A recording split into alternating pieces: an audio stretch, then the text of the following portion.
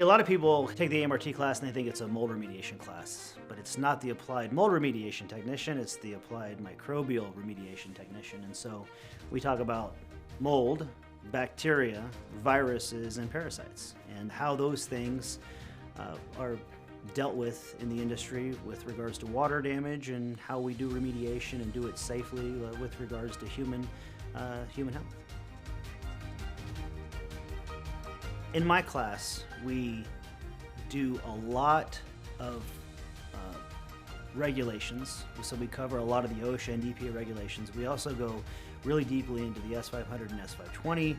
Some of the classes that I've seen, we have manuals, and so the instructors write their manuals. I wrote my manual, but I wrote the manual based on the S500 and S520 by taking large sections of those standards and actually integrating that into the PowerPoint. From the ANSI standard, the OSHA and EPA federal regulations, which I work with as an industrial hygienist on a daily basis, and then also the science aspect.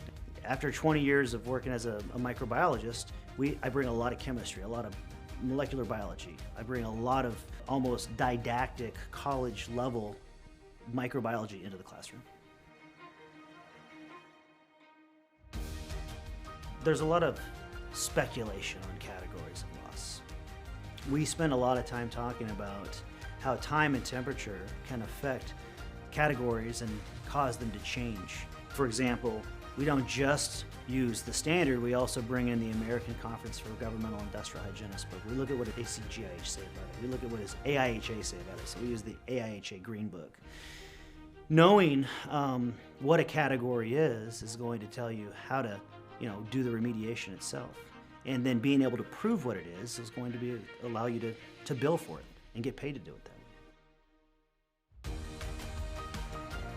I also work as an independent appraiser. The appraisals I do are for restoration contractors, which means it's my job to break apart their estimate and figure out what a fair value for that same job would be, and then argue with the insurance company so that the restoration contractor gets paid in full, or in some cases gets paid right at what it should be, in my opinion, which is almost always a lot more than what the insurance appraisers is saying that it is. And we look at how can you look at the standard and take information from the standard to support why you did what you do. In the class, we spend a lot of time talking about this is how you do the work, and here's why. And the why is where you get paid. If you can cite why you had to do something a certain way, for example, according to the ANSI IICRC S500 2021 edition on page 96, it says restorers should do X, Y, and Z. If you can put that in an F9 note and do Xactimate, it's going to help your case in getting paid.